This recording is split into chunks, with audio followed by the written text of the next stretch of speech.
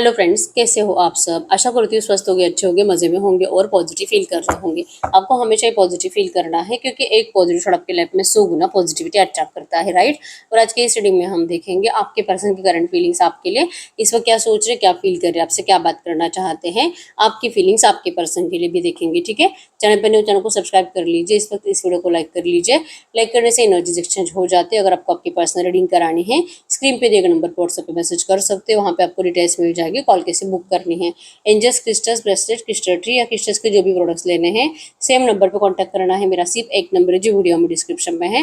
Comments में number पर आपको रिप्लाई नहीं करना है, ठीक है। और चाहे आपके रिश्ते में जो भी चल रहा है, रीडिंग देखते वक्त आपको पॉजिटिव माइंडसेट में रहना है, ठीक है। तो जल्दी से लाइक कर लीजिए वीडियो को, एनर्जीज एक्सचेंज कर लीजिए और अपने विश को प्रेजेंट टेंस में कमेंट बॉक्स में लिखना है, ये महसूस करके कि आपकी विश कंप्लीट हो चुकी है। और 3 बार यूनिवर्स को थैंक यू बोलना है, ठीक है। हम एड में आपके लिए एंजल गाइडेंस भी देखेंगे कि आपको करना क्या चाहिए ऐसी सिचुएशन में, जो भी एनर्जीज आएगी उसके बाद, ठीक है। तो सबसे पहले देखते हैं कि आपकी फीलिंग्स आपके पर्सन के लिए क्या है। जो मैसेज दीजिए यूनिवर्स, इस वक्त मेरी यूनिवर्स की फीलिंग्स इनके पार्टनर के लिए क्या है। आपकी फीलिंग्स में कि आप इस पर्सन के बिना बहुत ज़्यादा डिप्रेशन फील करते हो, आप इस पर्सन को करंट में बहुत मिस कर रहे हो और आप मतलब अभी तक हारे नहीं हो। आपकी उम्मीदें हैं कि सब कुछ सही होगा, ये पर्सन लौटेंगे, आपका रियूनियन होगा, मैरिज होगी। इस पर्सन के बिना आपकी ज़िंदगी कंप्लीट डिस्टर्ब हो चुकी है। आप कुछ भी नहीं कर पा रहे, मतलब कि अपना करियर, अपना फाइनेंस, अपना एजुकेशन जो भी आप कर रहे हो, इवन आपका अपने हेल्थ की तरफ ध्यान नहीं है, अपने खाने पीने पे ध्यान नहीं है। ये पर्सन नहीं तो आपको ज़िंदगी जीने का दिल ही नहीं करता, ठीक है। Life without you is hopeless, dark, depressing, I miss your light.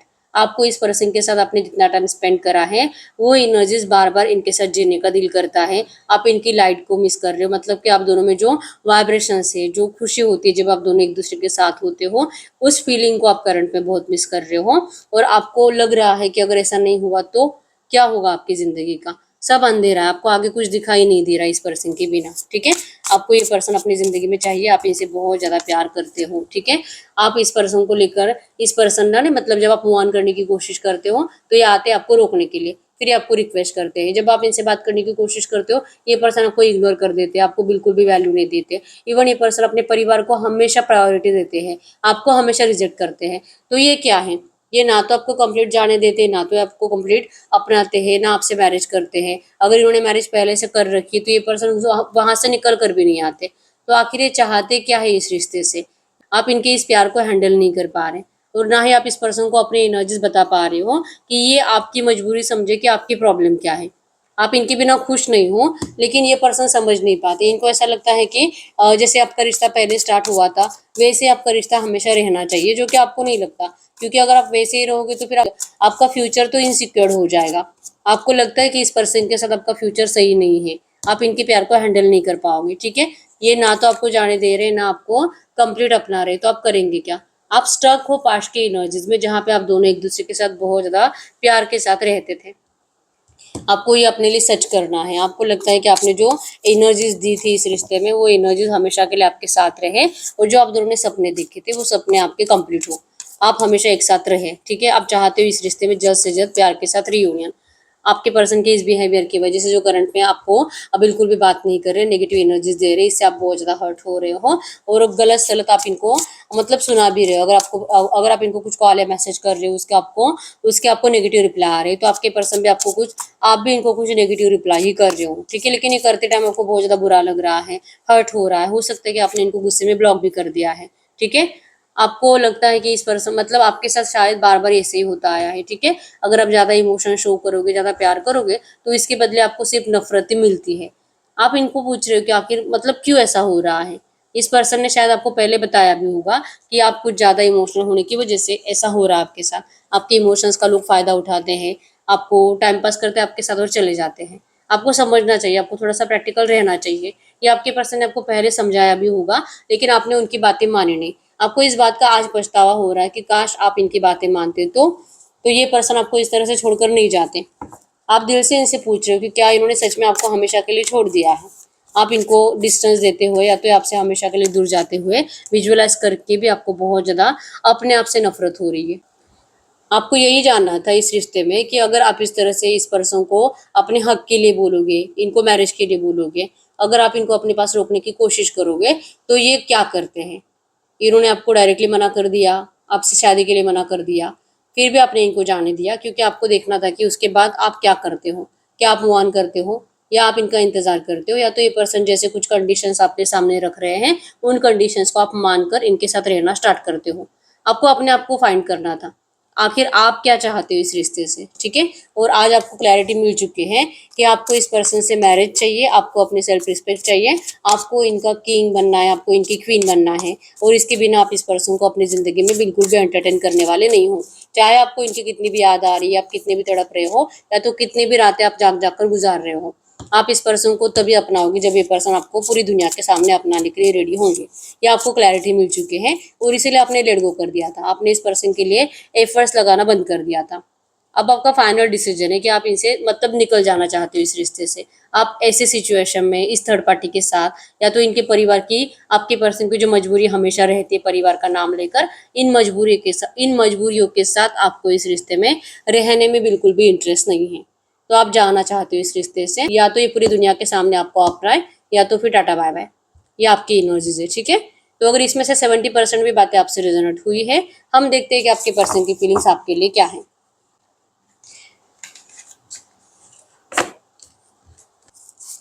Universe, आपने अभी तक अपनी विश नहीं लिखी, कमेंट बॉक्स में अपनी विश लिख दीजिए प्रेजेंट टेंस में।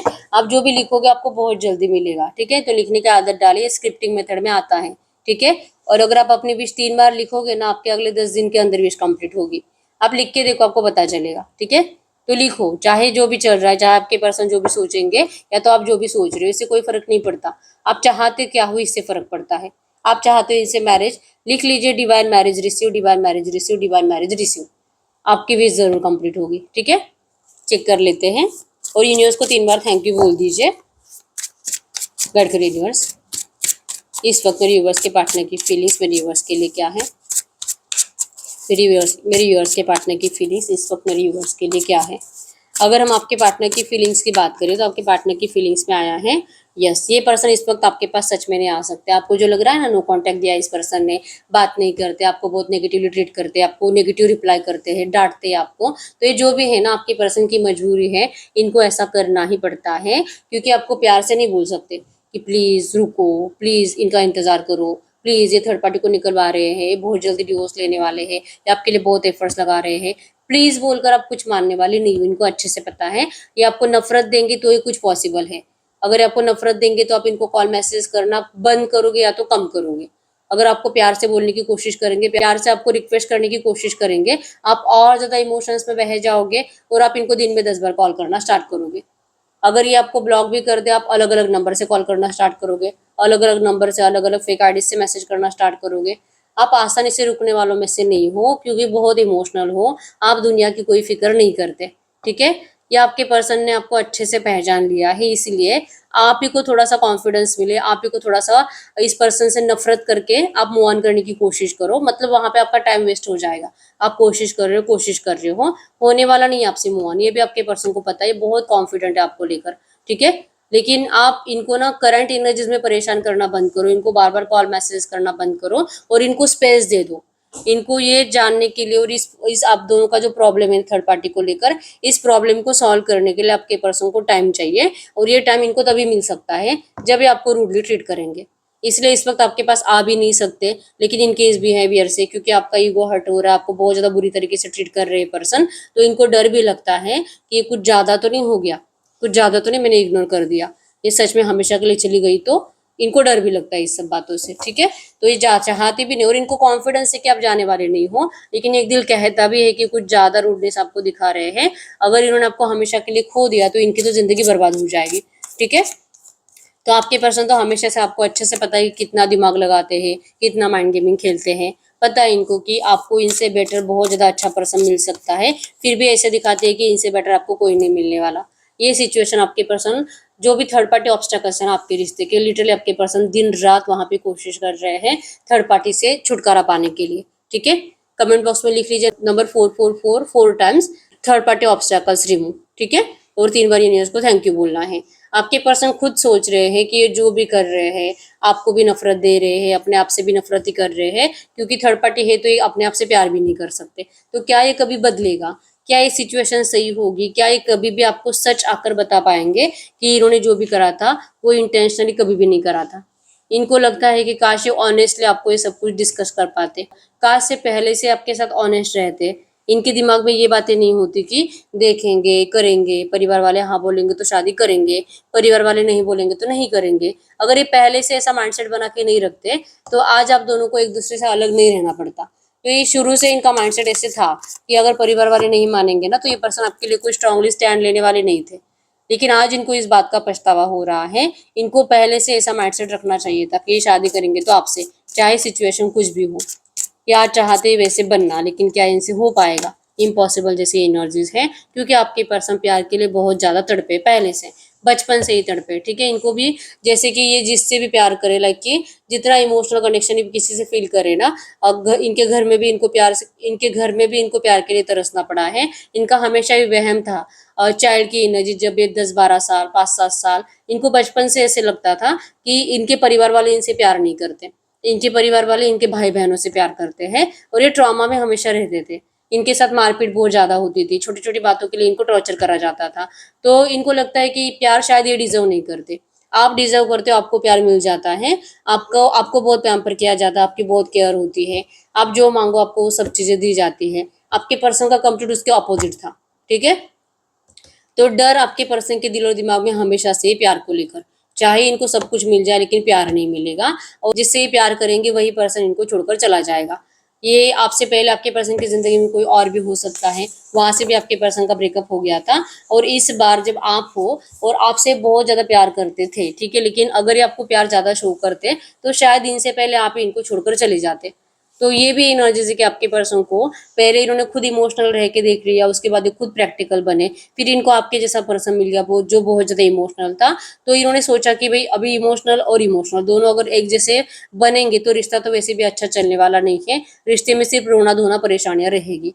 तो इससे बेटर है कि मैं प्रैक्टिकल बन गया हूँ, थोड़ा बहुत मैंने अपने आप को संभाल लिया है, तो आपको टाइम दिया जाए ये समझने के लिए। आप इस रिश्ते को समझो, आपको क्या चाहिए आप वो समझो, और उसके बाद आप डिसाइड करो। ठीक है, तो इसीलिए आपके पर्सन ने आपको टाइम दिया था कि आप प्रैक्टिकली भी सोच पाओ करके, क्योंकि ये तो ट्रॉमा में है और इनकी जिंदगी में इनको हमेशा प्यार के लिए तड़पना ही पड़ा है। लेकिन आज की डेट में इन्होंने आपको स्पेस तो दे दी, और इनको लग भी रहा है कि आप अपनी जिंदगी में शायद थोड़ा बहुत मोटिवेट हो चुके हो, थोड़ा बहुत प्रैक्टिकल हो चुके हो, और अब अगर ये सडनली आपकी जिंदगी में एंटर करेंगे तो फिर शायद आप इनको डायरेक्टली बोल ही दोगे कि अब आपको ये पर्सन नहीं चाहिए, आपने इनको छोड़ दिया, क्योंकि ये पर्सन चाहते तो वही थे ना। आप इनको वही बोलोगे कि भाई मैंने वो कर दिया, अब आपको इनकी जरूरत नहीं, आपने मूव ऑन कर लिया। तो इनको ये सब सुनने से डर लग रहा है करंट में।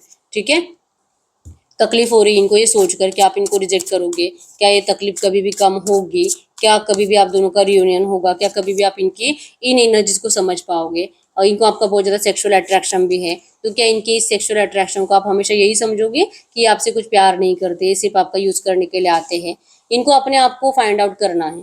ये अपने आप को ही सोच रहे कि जो आपको लगता है क्या वो सही है, सच में आपको सिर्फ सेक्सुअली पसंद करते और प्यार नहीं करते। और जब इन्होंने बहुत ज्यादा अपने आप के ऊपर सर्च करा, अपने आप के ऊपर रिसर्च करा, अपने आप को फिगर आउट करा, तब इनको समझ में आ गया कि ये नहीं है, यहाँ जहाँ पे प्यार है वहां पे तो फिजिकल होना ही होना है। ठीक है, लेकिन ये ज्यादा आपसे प्यार करते हैं और उसके बाद सेक्सुअल डिजायर्स आते हैं।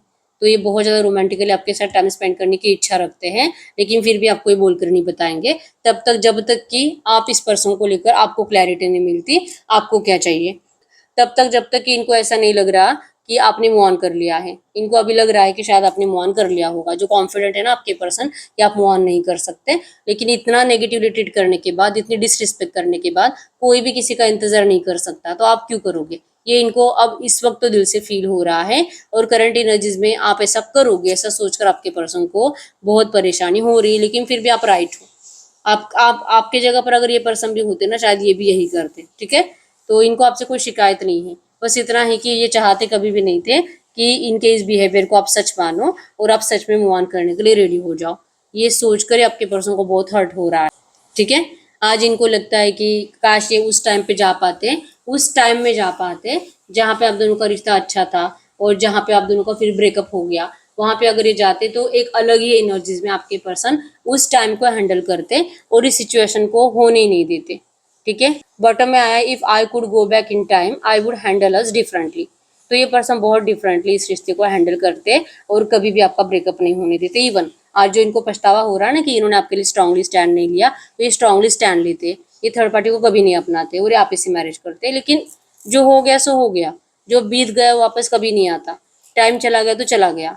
इसीलिए आपके पर्सन आज बहुत ज्यादा नाराज है, बहुत ज्यादा पछता रहे हैं। ठीक है, तो इनको तो डर है आपको खोने का। अब हम चेक कर लेते हैं जो भी एनर्जीज आई है इसी एनर्जीज में आपके पर्सन करंट एनर्जीज में बहुत ज्यादा नेगेटिव माइंडसेट में जा चुके हैं, इनका सारा कॉन्फिडेंस टूट चुका है और अब ये आप ही को लेकर डर रहे कि शायद आप ही अभी चले गए हो इस रिश्ते से। ठीक है, तो ऐसी एनर्जीज में आपको करना क्या चाहिए, आपके लिए गाइडेंस क्या है, गाइड करो यूनिवर्स। ये जो भी एनर्जीज आई है इसी एनर्जीज में इस वक्त मेरे व्यूअर्स के लिए गाइडेंस क्या है, इस वक्त मेरे व्यूअर्स के लिए गाइडेंस क्या। अगर हम आपके लिए गाइडेंस की बात करें तो गाइडेंस में आया है higher vibrations, keep your vibrations high and your intuitions will stay sharp. आपको कहा जा रहा है आप अपने हायर वाइब्रेशन से कनेक्ट करिए, आप मेडिटेशन करिए, अपने इंट्यूशंस को आप ना इतना ज़्यादा स्ट्रांग बनाओ कि आपको उसके ऊपर यकीन हो। ठीक है, अपने दिल के इंट्यूशंस को फॉलो करना आपको सीखना है, आपको अपने आप के ऊपर वर्क करना होगा। ठीक है, तो आपको कहा जा रहा है अपने आप को हायर वाइब्रेशंस में रखने के लिए। ठीक है, इसी से आपको अवेयरनेस भी मिलेगी, आपको क्लैरिटी भी मिलेगी और आपको क्लियर हो जाएगा कि आपको क्या करना चाहिए, क्या इस रिश्ते में आपको रुकना चाहिए कि मूव ऑन करना चाहिए, इस पर्सन को क्या एक मौका देना चाहिए कि नहीं देना चाहिए। ठीक है, तो अपने आप के ऊपर वर्क करिए, मेडिटेशन करना जरूरी है। ठीक है, मेडिटेशन कंफ्यूज माइंडसेट से आपको बाहर निकाल सकता है। ठीक है, फिर भी अगर आपको ये जानना है कि क्या आपको इस रिश्ते से हमेशा के लिए मूव ऑन कर लेना चाहिए या आपको इनका इंतजार करना चाहिए। ठीक है, हम चेक कर लेते हैं, अब हम यस और नो से देख लेते हैं कि आपको क्या करना चाहिए, क्या आपको मूव ऑन करना चाहिए इस रिश्ते से या आपको इनका इंतजार करना चाहिए। ठीक है, ये है पाइल नंबर 1, ये है पाइल नंबर 2 और जिनको बहुत कंफ्यूजन होता है वो पाइल नंबर 3 चूज करें। ठीक है, तो क्या आपको मूव ऑन करना चाहिए, क्या इस पर्सन का इंतजार करना चाहिए। आप अपनी पाइल सिलेक्ट करिए, मैं 10 सेकंड्स के लिए रुक जाती हूँ। देखते पाइल नंबर 1 का क्या आंसर है। यस, आपको मूव ऑन कर लेना चाहिए। पाइल नंबर 2 आपको भी मूव ऑन कर लेना चाहिए और पाइल नंबर 3 यस, सबके लिए एक्चुअली यही आया है कि आपको मूव ऑन कर लेना चाहिए। ठीक है, क्योंकि जब तक आप मूव ऑन नहीं करोगे शायद ये पर्सन आपको रोकने के लिए आएंगे नहीं, तो आपको मूव ऑन करना जरूरी है इस वक्त। ठीक है, तो यस, यही है रीडिंग। अगर रीडिंग रेजोनेट हुई है वीडियो को लाइक कर लीजिए, चैनल को सब्सक्राइब कर लीजिए। और जैसे मैंने बोला है कि चाहे कुछ भी चल रहा है लेकिन अगर आप अपना माइंडसेट पॉजिटिव रखते हो, अगर आप अपनी विश के ऊपर यकीन करते हो तो आपकी विश बहुत जल्दी कंप्लीट होती है। ठीक है, और आपने अभी तक अपनी विश कमेंट बॉक्स में नहीं लिखी है तो अपनी विश लिख दीजिए कमेंट बॉक्स में, डिवाइन मैरिज रिसीव, और आप दोनों का नाम भी लिख दीजिए। आपको बहुत जल्दी आपके पर्सन के साइड से मैरिज का कमिटमेंट मिलेगा। ठीक है, और यूनिवर्स को 3 बार थैंक यू बोल दीजिए आप दोनों का रियूनियन कराने के लिए। ठीक है, और पर्सनल रीडिंग के लिए किस के लिए एक नंबर जो कि स्क्रीन पर है, वो टाइम हो चुका है, रीडिंग आपसे रेजोनेट हो रही है लेकिन रीडिंग का आउटकम मैच नहीं हो रहा, तो फिर आप गाइडेंस के लिए पर्सनल रीडिंग ले सकते हो। ठीक है, तो यस, मिलते हैं नेक्स्ट वीडियो में, तब तक के लिए बाय बाय।